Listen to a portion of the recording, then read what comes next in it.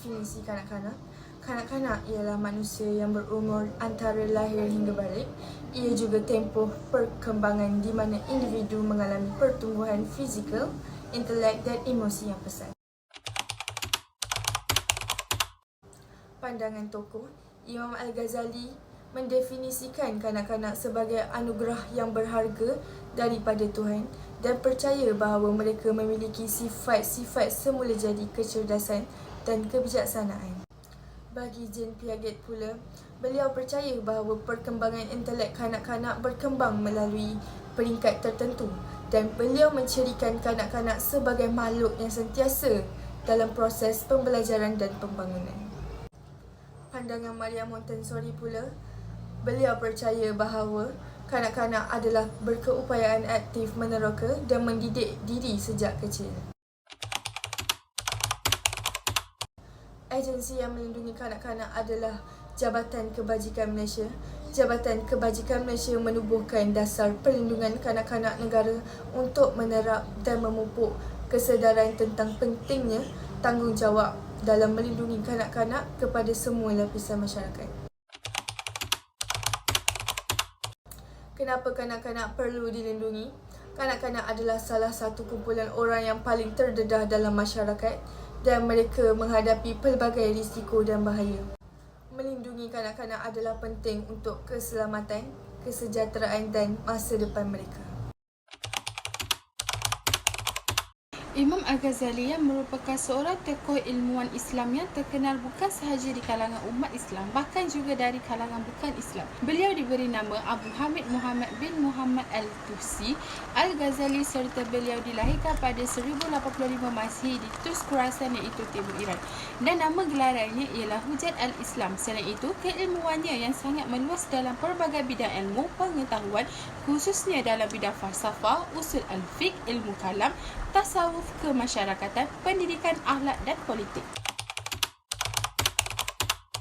Imam Al-Ghazali dilahirkan pada tahun 1058 Masihi di Parsi. Semasa kecil dia mula menunjukkan minat terhadap agama dan sains dan semasa remaja beliau belajar di pusat keilmuan terkemuka pada zamannya dan menjadi seorang sarjana Islam yang terkenal dan pada masa remajanya. Imam Al-Ghazali menunjukkan minat yang tinggi dalam mempelajari agama, falsafah dan ilmuwan. Kegemilangan Imam Al-Ghazali pada tahun 1077, Imam Al-Ghazali melanjutkan pelajaran ke Jerjen dan berguru dengan Abu Al-Nas Ismail. Pada tahun 1080, Imam Al-Ghazali telah menyambung pengajiannya ke Sekolah Tinggi Nizamiyah di Naisabur.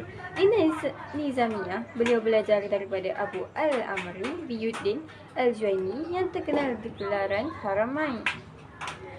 1085, Imam Al-Ghazali meninggalkan Naisabur menuju ke Al-Azkar di Baghdad. Pada tahun 1901 sehingga 1904, setelah Imam Al-Ghazali mempelajari ilmu falsafah, beliau menyusun buku yang terkandungnya beberapa kritikan falsafah. Kitab Ihya Ulumuddin merupakan kitab legenda oleh Imam Al-Ghazali yang sangat terkenal dan telah digunakan secara meluas di pelbagai pelosok dunia. Kitab ini digunakan sebagai rujukan ulama fiqh Islam dalam mencipta piawaian perundangan Islam dan kitab ini dibahagikan kepada 4 bahagian. Antara kitab-kitabnya ialah kitab ilmu iaitu kitab Al-Ilm, kitab ibadah iaitu kitab Al-Ibadah dan kitab akhlak iaitu kitab Al-Adab. Pembagian ilmu iaitu ilmu fardu ain dan ilmu fardu kifayah. Imam Al-Ghazali menjelaskan bahawa ilmu yang wajib dipelajari oleh setiap orang adalah ilmu muamalah, bukan ilmu mukasyafah. Selain itu, dalam pembahasan mengenai ilmu fardu kifayah, Imam Al-Ghazali membagi ilmu menjadi 2, syar'i dan ghair syar'i. Ilmu syar'i adalah ilmu yang hanya bisa didapatkan melalui para nabi. Sumbangan Imam Al-Ghazali yang seterusnya adalah Imam Al-Ghazali menekankan untuk menubuhkan sekolah awam untuk pengajian ajaran Islam serta pembangunan pemikiran kritis dan kemahiran intelek. Seterusnya, Imam Al-Ghazali membahagikan golongan yang membahaskan falsafah kepada 3 iaitu etis, natural dan teologi. Beliau mengklarifikasikan semula ilmu falsafah kepada 6 bahagian iaitu matematik, mantik, fizik, ketuhanan, siasah dan akhlak. Antara penulisan beliau yang terkenal dalam bidang falsafah ialah Maqasid al-Falasifu, Al-Munqis min al-Halal dan Tahafut al-Falasifah. Kitab Ihya Ulumuddin merangkumi 3 aspek utama ilmu agama iaitu ilmu syariah, ilmu tariqat dan ilmu hakikat. Imam Al-Ghazali selaku pengarang juga telah menghubungkan ketiga-tiga aspek tersebut menjadi satu dalil yang mudah difahami dan dipelajari oleh pembaca. As-Sayyid Abdullah Al-Adrus menyimpulkan bahawa sesiapa yang ingin mencapai ketiga-tiga ilmu ini maka cukuplah dia mempelajari kitab Ihya Ulumuddin. Fardu Ain dan Fardu Kifayah merupakan istilah fiqh yang merupakan hasil daripada hukum taklifi dan memiliki keterkaitan dengan hukum wajib. Menurut ilmu usul fiqh, Fardu Ain atau dikenali juga dengan wajib aini ditakrifkan sebagai perbuatan yang wajib dikerjakan oleh tiap-tiap orang mukallaf seperti sembahyang 5 waktu dan sebagainya. Implikasi dari segi pemikir Islam, kata-kata hikmat dan mudah pujangga beliau menjadi bahan rujukan dan kegunaan para ilmuwan Islam dan bukan Islam.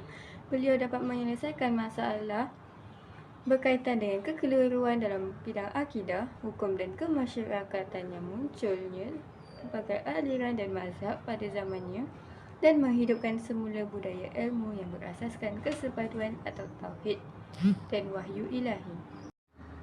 Dari segi pendidikan secara batin, menurut Imam Al-Ghazali, kanak-kanak mula mempelajari nilai-nilai ini dan membezakan antara yang baik dan yang buruk pada 5 dan 6 tahun.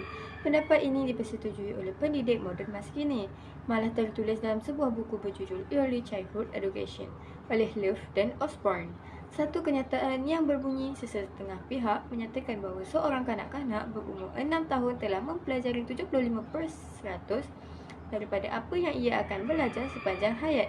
Untuk memastikan nilai murni yang diajarkan diamalkan selalu, ibu bapa digalakkan sekali-sekala memuji anak-anak dan memberikan hadiah.